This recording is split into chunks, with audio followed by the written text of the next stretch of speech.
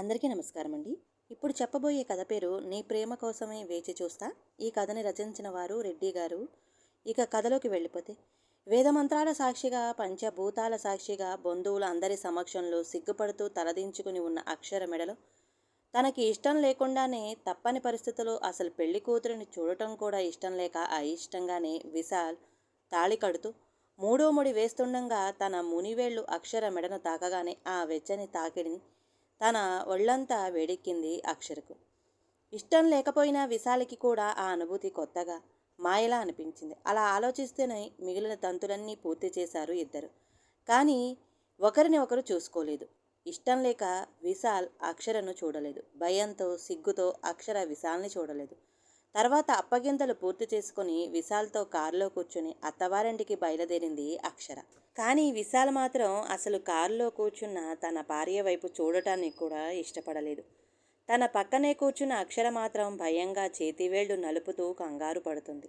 అలా చేస్తున్నప్పుడు తన గాజుల చప్పుడికి అక్షర చేతుల వైపు తిరిగాడు విశాల్. ఆ చేతులు మెహందీతో ఎంతో అందంగా, నిండుగా గాజులతో, చేతివేళ్లు సన్నగా. అక్షర తన చేతి వేళ్లను నలపడం వల్ల చేతులు కమిలిపోయి ఉన్నాయి. దేవుడు టైం తీసుకుని చేతులని కూడా అందంగా చెక్కినట్టు ఎంతో అందంగా. ఒక్కసారైనా ఆ చేతులని తన చేతులలో బంధించాలి అనిపించింది విశాల్కి. ఇలా ఆలోచిస్తూ ఉండంగానే సడన్గా కారాగింది. వెంటనే విశాల్ స్పృహలోకి వచ్చాడు.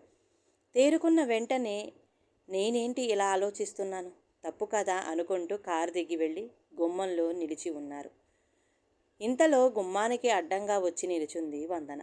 తనని చూసి, తన చేతిలో ఉన్న హారతి పళ్ళెం చూసి, ఇదింకా ఇప్పుడు వదలదు అనుకుంటూ కొనుక్కున్నాడు విశాల్. ఏంట్రా అన్నయ్య, ఏదో అంటున్నావు? ఏదే, నువ్వెప్పుడొచ్చావు అని ఆలోచిస్తున్నా. అసలు నీకు నన్ను చూసే అంత ఖాళీ కూడా ఉందా? మీ ఆవిడిని చూసుకోవడమే సరిపోతుంది నీకు. అవునవును, అదే అనుకుంటున్నా అంటూ గొనుక్కుని చిన్నగా నవ్వాడు విశాల్. సరే కానీ అన్నయ్య, వదిన ఇద్దరు పేర్లు చెప్పి లోపలికి రండి.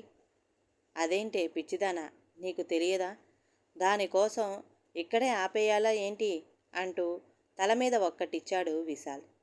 అబ్బా అన్నయ్య, ఇది ఆచారం, తెలిసి కూడా ఎగస్ట్రాలు చెయ్యకు. త్వరగా చెప్పు, అసలే చాలా టైట్గా ఉంది. ప్లీజ్ అన్నయ్య. విశాల్ మాత్రం ఏం మాట్లాడకుండా అలానే ఉన్నాడు. ఎప్పటికీ చెప్పకపోతూ ఉండటం చూసిన వందన, వదినా ప్లీజ్ నువ్వైనా చెప్పు. అక్షర సిగ్గుపడుతూ, నేను విశాల్ కృష్ణ గారు వచ్చాం. ఆ మాట వినగానే చెవులకు ఎంతో వినసొంపుగా అనిపించింది విశాల్కి. మొదటిసారి తన పేరు వింటుంటే తనకే కొత్తగా అనిపించింది.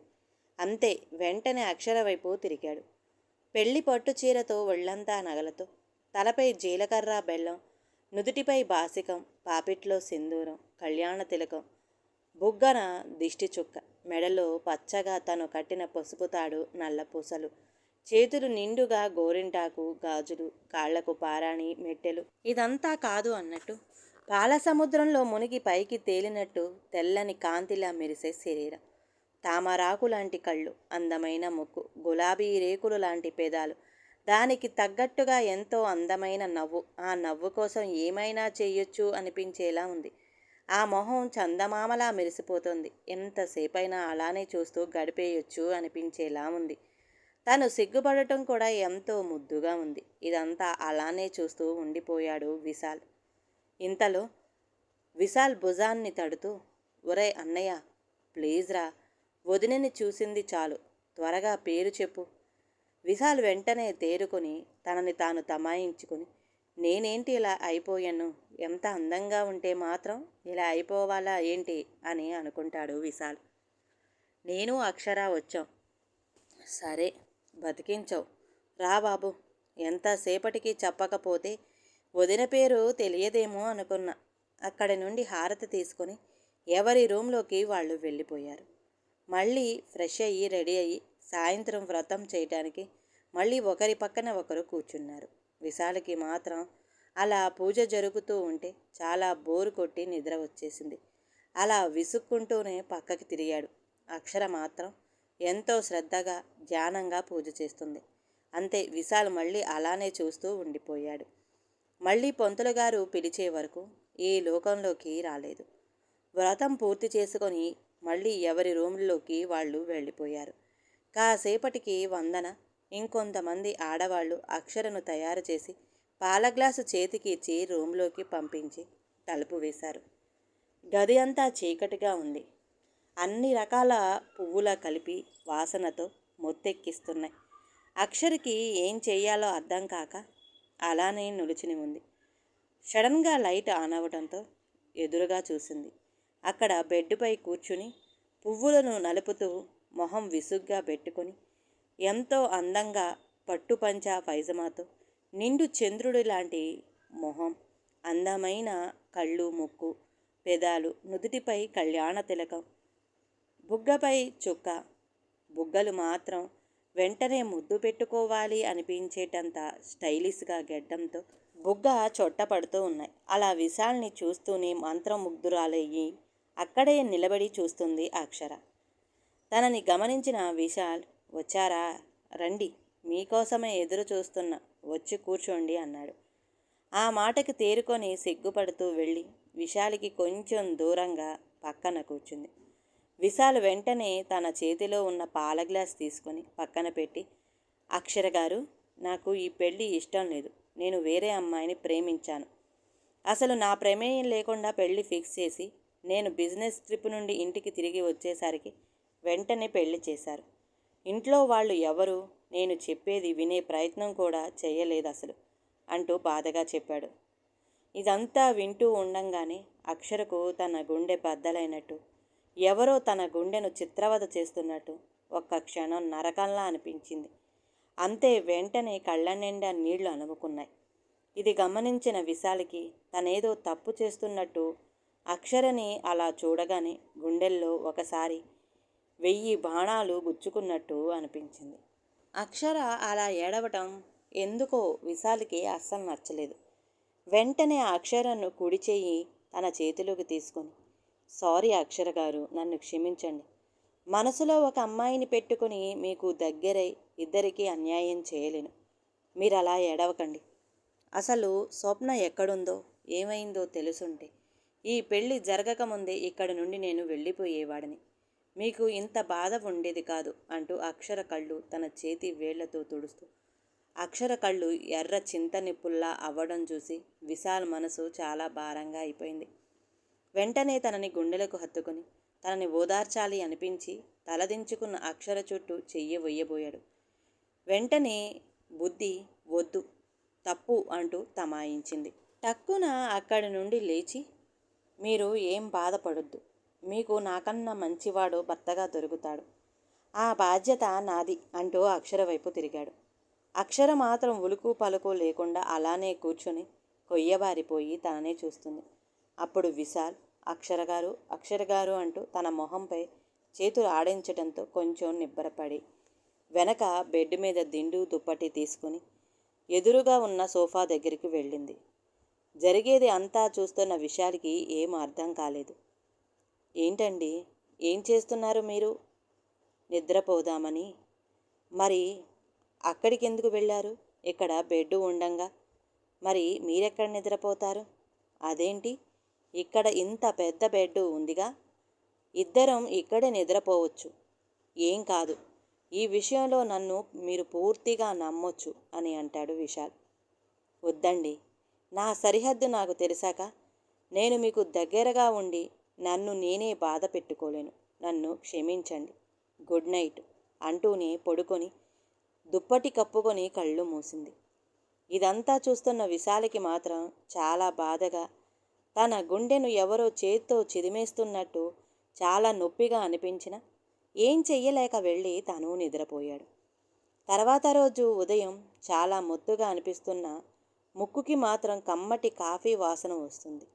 తనపై పడుతున్న సూర్యకిరణాలకు ఎవరో అడ్డు రావడం కళ్లకు మసకగా కనిపిస్తుంది. ఎవరో వెంటనే చూడాలి అని కళ్ళు నలుపుతూ చూశాడు. తన చూపు అక్కడున్న మనిషి నడుంపై పడింది. ఎవరో శిల్పి అందంగా చెక్కినట్టు వింటి నార నుండి సాగతీసిన విల్లుల వంపుగా అందంగా ఉంది. ఇంతలో కర్టెన్ సరిచేసి వెనక్కి తిరిగింది అక్షర. అంతే, టక్కున లేచి కూర్చున్నాడు విశాల్. కాఫీ తాగండి. థ్యాంక్స్ అక్షర గారు. విశాల్ గారు, మీరేం అనుకోకపోతే మిమ్మల్ని ఒకటి అడగొచ్చా? ప్లీజ్. కాఫీని ఆస్వాదిస్తూ ప్లీజ్ ఏంటండి, అడగండి, పర్వాలేదు అని అంటాడు విశాల్. నన్ను మీరు గారు అనడం ఏం బాలేదండి. ఎవరైనా వింటే బాగోదు. అయినా నాకే వింతగా ఉంది. ప్లీజ్ మీరేం అనుకోకపోతే నేను మీతో ఉన్నన్నాళ్ళు అక్షర అని పిలుస్తారా? ప్లీజ్. చిన్నగా నవ్వి సరేనండి మీ ఇష్టం అంటాడు విశాల్. థ్యాంక్స్ అంటూ అక్కడి నుండి వెళుతుండగా కాఫీ చాలా బాగుంది అక్షర. ఆ మాట విన్న అక్షరకు తన మనసు గాలిలో తేలినట్టుగా అనిపించింది. విశాల వైపు తిరిగి ఒక నవ్వు నవ్వి వెళ్ళిపోయింది అక్షర. అక్షర కిచెన్లో ఉండంగా వదిన, అమ్మ పిలుస్తుంది అంటూ వందన అక్కడికి వచ్చింది. సరే వందన, వస్తున్నాను అనగానే వందన వచ్చి సైడ్ నుండి అక్షరని హక్ చేసుకుని, వదిన, నన్ను వందు అని పిలిస్తే చాలు, అన్నయ్య కూడా అలానే పిలుస్తాడు అంటూ కన్ను కొట్టింది. దానికి అక్షర నవ్వుకుంటూ సరే పద అంటూ మాధవి గారి దగ్గరికి వెళ్ళారు. ఆవిడ అక్షరని చూసి గుండెలకు హత్తుకొని నుదుటి మీద ముద్దు పెట్టి, అమ్మ అక్షర, ఈరోజు నువ్వు విశాల్ గుడికి వెళ్ళి మొక్కు తీర్చుకోవాలమ్మా అన్నారు. సరే అత్తయ్య, నేను వెళ్ళి రెడీ అయి వస్తాను అంటూ అక్కడి నుండి రూమ్కి వెళ్ళింది అక్షర. అక్కడ ఎవరూ లేకపోవడంతో తొందరగా రెడీ అయ్యి కిందకి వచ్చింది. అలా తాను రావడం చూస్తూ అలానే ఉండిపోయాడు అక్కడే సోఫాలో కూర్చున్న విశాల్. అది గమనిస్తున్న వందన వచ్చి విశాల్ పక్కన కూర్చొని తన చెయ్యిని పట్టుకొని గట్టిగా గిల్లింది. వెంటనే రాక్షసి, ఏం చేస్తున్నావే అంటాడు విశాల్. లేకపోతే ఏంట్రా మరి, అంతలా దిష్టి తగిలేలా చూస్తున్న వదినిని? ఏడ్చవ్ అంటూ తల మీద ఒక్కటిచ్చాడు విశాల్. అన్నయ్య. ఇంతలో అక్కడికి వచ్చింది అక్షర. తనని చూసి వెళ్దామా అక్షర అంటూ ముందుకు కదిలాడు. కారులో ఇద్దరూ ఉన్న నిశ్శబ్దం అలుముకుంది. బయలుదేరి 10 నిమిషాలు అవుతుంది కానీ ఎవరూ ఏం మాట్లాడడం లేదు. అక్షర మాట్లాడితే మాట్లాడవచ్చు అని డ్రైవింగ్ చేస్తున్న అక్షర వైపు తిరిగాడు. ఇంతలో అక్షర విశాల్ గారు అని గట్టిగా అరిచింది ముందుకు చూస్తూ. అంతే, వెంటనే బ్రేక్ పై కాలేసి కారు ఆఫ్ చేశాడు కంగారుగా. ఏమైంది అక్షర, ఎందుకలా అరిచావు? నువ్వు బానే ఉన్నావు కదా అంటూ తన వైపే చూసి సరికి అక్షర బయటకు చూడటం చూసి అర్థమై కారు సైడ్కి వెళ్ళిపోయింది అని. కొంచెం ఉంటే చెట్లను గుద్దేసేది. ఒక్కసారిగా కళ్ళు మూసుకుని ఊపిరి పీల్చుకుని సారీ అక్షర, ఏదో ఆలోచిస్తూ చూసుకోలేదు అని సంజాయిషి ఇచ్చుకున్నాడు. షాక్లో నుంచి తేరుకొని నెమ్మదిగా ఊపిరి పీల్చుకుని, మీ బాధ నేను అర్థం చేసుకోగలను, కానీ కారు డ్రైవ్ చేస్తున్నప్పుడు చాలా జాగ్రత్తగా ఉండాలి కదండి. ఐ మీన్, మీరు ఒకసారి కారు దిగండి అంటూ తను కూడా కారు నుండి బయటికి దిగింది. అక్షర చెప్పేది వింటూని తనని ఎందుకు బయటికి రమ్మందో అర్థం కాక తను కూడా కారు నుండి బయటికి వచ్చాడు. అక్షర విశాల్ దగ్గరికి వచ్చి మీరెళ్ళి అటు కూర్చోండి, నేను డ్రైవ్ చేస్తాను అని చెప్పింది. ఆ మాట వినగానే నూరెళ్ల పెట్టి చూస్తున్నాడు విశాల్. ఇంతలో అక్షర విశాల్ మొహంపై చెయ్యి ఆడిస్తూ వెళ్ళండి, వెళ్ళి కూర్చోండి అని చెప్తూ ఉండంగానే విశాల్ వెళ్ళి కూర్చున్నాడు. అలా అక్షర డ్రైవ్ చేస్తున్నంతసేపు తన వైపే చూస్తూ కూర్చున్నాడు ఆశ్చర్యంగా. సడన్గా కారు ఆగింది. అప్పుడు స్పృహలోకి వచ్చి ఏంటి అక్షర, కారు ఆపేశావు, ఏమైంది అన్నాడు విశాల్. కారు దిగుతూ గుడి వచ్చింది దిగండి అని అంటుంది అక్షర. హో సారీ, గమనించలేదు. మీ బాధ నేను అర్థం చేసుకోగలను, కానీ ఇంతలా బాధపడుతూ మీరేం చేస్తున్నారో మర్చిపోయేలా ఆలోచిస్తూ ఉండటం మంచిది కాదు. దయచేసి అర్థం చేసుకోండి. లేదు అక్షర, నేనేం బాధపడట్లేదు. నీ గురించే ఆలోచిస్తూ నేను ఎక్కడున్నానో మర్చిపోయాను అంటాడు విశాల్. కళ్ళు పెద్దవి చేసుకొని విశాల్ని చూస్తూ ఏంటండి, నా గురించి అంతగా ఏం ఆలోచిస్తున్నారు అని అడుగుతుంది అక్షర. నీకు డ్రైవింగ్ వచ్చా? చాలా బాగా వచ్చు. అయినా ఇందులో ఆశ్చర్యంగా ఆలోచించడానికి ఏముంది? ఈ రోజుల్లో అమ్మాయిలు కూడా అన్నిట్లో ముందు ఉంటున్నారు కదా. అవును, కానీ నిన్ను చూస్తుంటే చాలా సౌమ్యంగా, సుకుమారంగా ఉన్నావు. నీకు డ్రైవింగ్ వచ్చు. అస్సలు ఎక్స్పెక్ట్ చేయలేదు. బట్ రియల్లీ ఐఎమ్ ఇంప్రెస్డ్ అంటూ ఎగ్జైట్ అవుతూ చెప్పాడు. సంతోషపడుతూ, సరే అండి, అసలే బ్రేక్ఫాస్ట్ చేయలేదు. లేట్ చేస్తే మళ్ళీ ఆకలికి ఉండలేరు. పదండి అంటుంది అక్షర. విశాల్ ఆశ్చర్యంగా, నేను ఆకలికి ఆగలేనని నీకెలా తెలుసు అని అడుగుతాడు. విశాల్ అడిగిన ప్రశ్నకు నివ్వెరపోయి మాటలు వెతుక్కుంటూ, అది అత్తయ్య చెప్పారు. ఓ అవునా, సరే పద అంటూ ఇద్దరూ వెళ్ళి మొక్కు తీర్చుకొని తిరిగి ఇంటికి వచ్చారు. వచ్చిన వెంటనే విశాల్ మాత్రం బ్రేక్ఫాస్ట్ కానిచ్చాడు. తింటూనే, అమ్మ ఈరోజు టిఫిన్ చాలా బాగుంది అంటూ లొట్టలు వేసుకుంటూ తింటున్నాడు. అప్పుడే కిచెన్ నుండి బయటికి వచ్చిన అక్షర అది విని చాలా సంబరపడింది. దానికి మాధవి గారు, నేను లేచేలోపు నాకన్నా ముందే లేచి పూజ చేసి ఇవన్నీ అక్షరే చేసిందిరా. నిజంగా ఈ రోజుల్లో కూడా ఇలాంటి ఆడపిల్లలు దొరకటం అరుదు. తను ఈ ఇంటి కోడలు అవ్వటం మన అదృష్టం అంటూ సంతోషంగా చెప్పారు. ఆ మాట విశాలికి ఎందుకో చాలా బాగా నచ్చింది. గుండెకు తాకింది. ఎంతో హాయిగా అనిపించింది. ఇంతలో అక్షర అక్కడికి రావడం చూసి, అక్షర, టిఫిన్ చాలా బాగుందిరా, నువ్వు కూడా కూర్చో, నువ్వు ఏం తినలేదు కదా అంటూ తన పక్కన ఉన్న చైర్ బయటికి లాగాడు విశాల్. లేదండి, నేను ఈరోజు ఉపవాసం, ఈవినింగ్ వరకు ఏం తినను, మీరు తినండి అంటూ విశాల్కి వడ్డించింది అక్షర.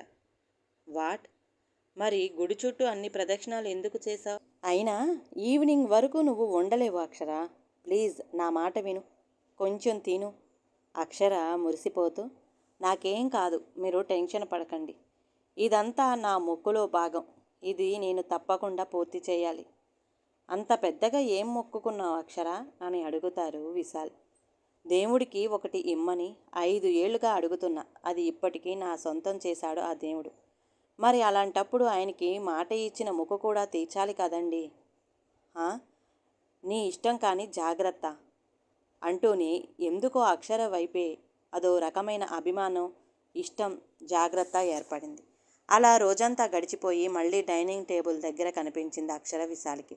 అప్పుడు కూడా అందరికీ వడ్డిస్తుంది కానీ తను తినట్లేదు. దాంతో విశాల్ కొంచెం గట్టిగా, అక్షర, అందరం ఇక్కడే ఉన్నాం కదా, నువ్వు కూడా కూర్చో, అసలే పొద్దుటి నుంచి ఏం తినలేదు అన్నాడు. వెంటనే మాధవి గారు, విశాల్ నాన్నగారైన భాస్కర్ గారు, అవునమ్మా రా కూర్చో అంటూ ఉన్నారు. దానికి అక్షర సరే అంటూ అక్కడే విశాల్ పక్కన కూర్చొని తినటం స్టార్ట్ చేసింది. ప్లేట్లో పెట్టుకున్నది కొంచెమే అయినా తను తినే విధానం చాలా బాగా నచ్చింది విశాల్కి. ఒక్క మెతుకు కూడా వదలకుండా అందంగా తింటుంది. లాస్ట్లో పెట్టుకున్న ముందుగానే తిని లేచింది. విశాల్ మాత్రం తననే చూస్తూ తినడం మర్చిపోయాడు. ఇది గమనించిన వందన టేబుల్ కింద నుండి విశాల్ కాల్ని ఒక్క తొక్కు తొక్కింది. బాధతో అరవబోతున్న విశాల్ వైపు చూసి ఉష్ అంటూ నోటికి అడ్డంగా చెయ్యి పెట్టి తిను అని చేత్తో సైగ చేసింది వందన. వెంటనే విశాల్కి తన చేసిన పని అర్థమై సైలెంట్ అయిపోయాడు. ఏం మాట్లాడకుండా తినేసి వెళ్ళిపోయాడు. విశాల్ తన రూమ్కి వెళ్ళేసరికి అక్షర కారిడార్లో నిలుచుని పైకి చూస్తుంది. అలా చూస్తూనే వచ్చి అక్షర పక్కనే నిలుచుని, ఏంటి అక్షర, అమ్మా నాన్న గుర్తొచ్చారా, అలా బాధగా ఉన్నావు? తన ఆలోచనల నుండి బయటపడి, లేదండి, ఏం లేదు అంటూ తిరిగి రూమ్లోకి వెళ్తూ తన కంటి నుండి ఒక కన్నీటి చుక్క పక్కనే ఉన్న విశాల్ చేతి మీద పడింది. ఆ కన్నీటి బిందువు విశాల్ని తాకేసరికి ఒళ్ళంతా వెచ్చగా అనిపించింది. ఒకేసారి మనసంతా పిండేసినట్టు చాలా బాధగా అనిపించింది. ఎందుకో అక్షర బాధపడుతుంది అని అర్థమైంది విశాల్కి. తను కూడా తిరిగి రూమ్లోకి వచ్చేసరికి అక్షర సోఫాలో నిద్రపోయింది. నిద్రపోతున్న అక్షరను చూస్తే ఎంతో అందంగా, పసిపాపలా చాలా ముద్దుగా, ఆ మొహంలో ఎలాంటి కల్మషం లేకుండా అనిపించింది విశాల్ మనసుకి. అక్కడి నుండి అలా చూస్తూనే వెళ్ళి తను కూడా నిద్రపోయాడు. అలా రోజులు గడుస్తున్నాయి. విశాల్కి మాత్రం అక్షర మీద గౌరవం, అభిమానం, ఇష్టం ఏర్పడ్డాయి. ఈ ఫీలింగ్ ఏంటో తనకి కూడా అర్థం కావటం లేదు. అక్షర కూడా ఇంట్లో అందరితో బాగా కలిసిపోయింది. ఇంట్లో అన్ని పనులు తనే చేస్తుంది. అందరూ తనకి బాగా అలవాటు పడిపోయారు. ఇక విశాల్ అయితే అక్షర పుట్టింటికి వెళ్ళిన సాయంత్రానికి తిరిగి తీసుకొచ్చేవాడు. అలా ఒకరోజు అక్షరని తీసుకొని ఒక రెస్టారెంట్లో లంచ్కి వెళ్ళాడు. విశాల్ ఫుడ్ ఆర్డర్ చేసి ఎదురుగా చూస్తున్న విశాల్ కళ్ళు సడన్గా ఎరుపెక్కాయి. పిడికిలి బిగించాడు. నరాలు పొంగుతున్నాయి. ఇదంతా గమనించిన అక్షర కంగారు పడుతూ, ఏమైందండి, ఎందుకు అలా అయిపోతున్నారు అంటూ కంగారుగా విశాల్ చూస్తున్న వైపు చూసింది. అంతే, విషయం అర్థమైంది అక్షర్కి. వెంటనే విశాల్ ఉన్న చోటు నుండి అక్కడ ఒక్కసారిగా పైకి లేచి అక్షర చెయ్యి పట్టుకుని ఇంటికి తీసుకెళ్ళిపోయాడు. తన రూమ్లో బెడ్పై కూర్చుని నిప్పు కణం లాంటి కళ్ళతో కన్నీరుని బయటికి రానివ్వకుండా 2 చేతులు పిడికిలి బిగించి అలాగే కూర్చుని ఉన్నాడు. ఇదంతా డోర్ దగ్గర నిలుచుని చూస్తున్న అక్షర విశాల్ దగ్గరికి వచ్చి తన పక్కన కూర్చుని, బాధని దాచుకుంటే తగ్గదండి, మీకు నేను ఉన్నాను, మొత్తం బాధ భారం మీ గుండెల్లో నుంచి దిగే వరకు ఏడ్చేయండి అని పూర్తిగా చెయ్యకముందే అక్షరని గట్టిగా హత్తుకొని తన గుండెల్లోంచి భారం దిగే వరకు ఏడ్చి వెంటనే అక్షర ఒళ్ళో తలపెట్టుకొని పడుకొని అక్షర చేతిని తీసుకొని విశాల్ తలపైన పెట్టుకుంటూ, ఎంతగా నమ్మాను అక్షర, అసలు స్వప్నం ఎవరితో ఉన్నా ఎప్పుడూ అనుమానించాలి అనే ఆలోచనే రాలేదు. అలాంటిది అందరి ముందు ఎవరికో ముద్దు పెట్టడం చూస్తేనే తట్టుకోలేకపోయాను. అలాంటి తన గురించి ఆలోచిస్తూ నేను నా లైఫ్ని స్పాయిల్ చేసుకుంటున్నాను.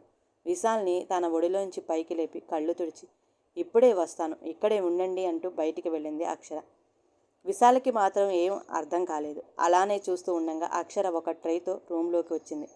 ఆ ట్రైలో ఒక ప్లేట్లో భోజనం ఇంకా ఒక గ్లాస్ వాటర్ ఉన్నాయి. విశాల్ పక్కన కూర్చుని ప్లేట్ చేతిలోకి తీసుకొని విశాల్కి తినిపించడం స్టార్ట్ చేసింది అక్షర. అలా తను తినిపించేసరికి ఇప్పటిదాకా జరిగిన విషయం మర్చిపోయి ఎంతో సంతోషంగా తిన్నాడు విశాల్. తినిపించటం అయిపోయాక చేతులు కడుక్కొని వచ్చి మళ్ళీ పక్కనే కూర్చుంది అక్షర విశాల్ని చూస్తూ. మీకు ఇప్పటి వరకు తెలియని ఒక విషయం చెప్పాలి. ఆశ్చర్యంగా, ఏంటి అక్షర? నేను ఒక అబ్బాయిని ప్రేమించాను.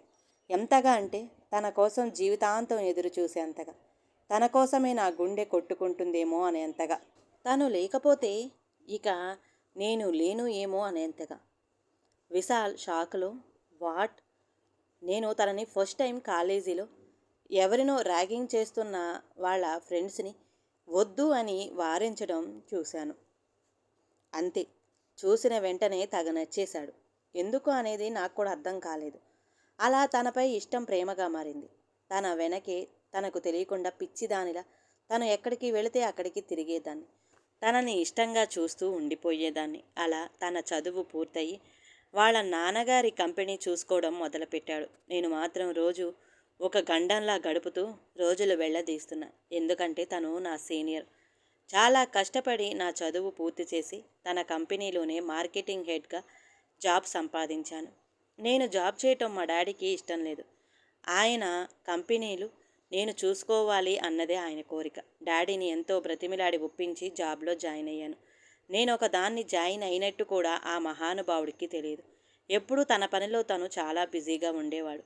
ఎప్పటికప్పుడు తనతో నా మనసులో మాట చెప్దామని చెప్పలేక ఎదురు చూసేదాన్ని. కానీ సడన్గా డాడీ నా పెళ్లి ఫిక్స్ చేశాను అని చెప్పారు. డాడీకి ఎదురు ఏం మాట్లాడలేకపోయాను. అటు ప్రేమని వదులుకోలేక, ఇటు డాడీకి ఎదురు చెప్పలేక నరకం చూశాను అంటూ విశాల్ మొహం వైపు చూసేసరికి తన కంట్లో నుంచి నీళ్లు రావడం గమనించింది. విశాల్ భుజంపై చెయ్యి వేసి తనని కదుపుతూ, ఏమైంది అలా ఉండిపోయారు? అయినా మీరెందుకు ఏడుస్తున్నారు అని అడుగుతుంది అక్షర. తేరుకొని, సారీ అక్షర, అయినా మనసులో ఇంత ప్రేమ పెట్టుకొని తనతో ఎందుకు చెప్పలేదు? కొంచెం ధైర్యం చేసి చెప్పుంటే ఈ పాటికి మీ పెళ్ళ ఇద్దరు ఎంతో సంతోషంగా ఉండేవారు కదా అంటూ గుండెను పిండేస్తున్న బాధతో పైకి నవ్వుతూ అన్నాడు విశాల్. ఇప్పటికీ చెప్పింది అర్థం కాలేదు ఆ బుద్ధావతారానికి. ఇక ముందు చెప్పిన ఏం అర్థమవుతుంది లేండి అంటూనే పైకి లేచి బయటికి వెళ్ళడానికి అటు తిరిగింది. విశాల్ అక్షర అన్న మాటకి ఒక్కసారిగా స్తంభించి తన కళ్ళ ముందర అక్షర చెప్పినవన్నీ ఒకసారిగా వచ్చి ఆడాయి. అంతే. వెంటనే బయటికి వెళుతున్న అక్షరను వెనక నుండి అమాంతం హత్తుకున్నాడు. అక్షర మాత్రం కొయ్యబారిపోయి ఏం జరుగుతుందో అర్థం కాలేదు. విశాల్ వెనక నుండి అక్షర భుజంపై గెడ్డం పెట్టి, ఇంతకాలం ఈ ప్రేమ ఎక్కడ దాచుకున్నావే? నాకు తెలియకుండానే నన్ను ఇంతగా ప్రేమించావా? నా కోసం ఇంతగా ఎదురు చూశావా అంటూ అక్షర భుజంపై ముద్దు పెట్టి తన వైపు తిప్పుకొని, ఇన్ని రోజులు నీ కళ్ళల్లో కనిపించే ప్రేమను నేను అర్థం చేసుకోలేకపోయాను. ఏదో భర్తను కాబట్టి నా పట్ల అలా ఉంటున్నావు అనుకున్నాను, కానీ నన్ను ఇంతలా ప్రేమిస్తున్నావని తెలుసుకోలేకపోయాను. స్వప్న వేరే ఎవరితోనే ఉంది అని తెలిసాక నా మనసు ఎంత బాధపడిందో అంతకు 1000 రెట్లు. ఒక 2 నిమిషాలు నా గుండె ఎవరి చేత్తో చిదిమేస్తున్నట్టు నరకంలా అనిపించింది.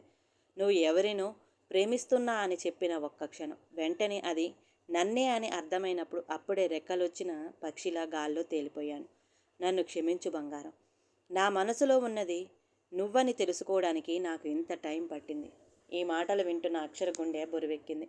వెంటనే విశాల్ని గట్టిగా హత్తుకొని తన గుండెల్లో భారం దిగేంత వరకు ఏడ్చి విశాల్ని ఇంకొంచెం దగ్గరికి గట్టిగా హత్తుకొని నన్ను ఎప్పుడు విడిచిపెట్టరు కదా అని అడిగింది అక్షర. వెంటనే విశాల్ అక్షర మొహం తన 2 చేతుల్లోకి తీసుకొని ఎప్పటికీ విడిచిపెట్టను అంటూనే అక్షర పెదాలను తన పెదాలతో అందుకొని వాటిపై తన దైన సంతకం చేశాడు. తన నుండి సిగ్గుపడుతూ విడిపించుకుని వెళ్ళిపోతున్న అక్షర చేతిని పట్టుకుని అక్షరని అమాంతం తన మీదకి లాక్కొని అక్షర నడుంపై 2 చేతులు వేసి ఆమెను బంధించేసి అక్షర కళ్ళల్లోకి చూస్తూ తన నుదురుపై నుదురు పెట్టి, ఏంటి బంగారం, ప్రేమ ఇంకా చూడకుండానే వెళ్ళిపోతున్నవేంటి? అయినా నా ప్రేమకు కానుక ఇచ్చాను, ప్రేమని కూడా ఇవ్వాలి కదా అంటూ కన్ను కొట్టాడు నవ్వుతూ. ఇదిగో ఈ నవ్వుకే పడిపోయింది అంటూ విశాల్ బుగ్గను గట్టిగా ఒక ముద్దు ఇచ్చింది. అలా అక్షర విశాల్ ఒకరి కళ్ళల్లోకి ఒకరు చూసుకుంటూ ప్రపంచాన్నే మరిచిపోయి ఒకరి ప్రేమను ఒకరు ఆస్వాదిస్తున్నారు. అలా వాళ్ళిద్దరి మధ్య ప్రేమ వెల్లివిరిసింది. అలా ఇద్దరు ఎప్పుడూ సంతోషంగా ప్రేమగా కలిసి ఉండాలి అని కోరుకుందాం. ఈ కథ గనక నచ్చితే ప్లీజ్ అండి లైక్ చేయండి. అలాగే ఛానల్ని సబ్స్క్రైబ్ చేసుకోవడం మాత్రం మర్చిపోమాకండి. మీ విలువైన అభిప్రాయాన్ని కామెంట్ బాక్స్లో కామెంట్ చేయండి. అందరికీ ధన్యవాదాలండి.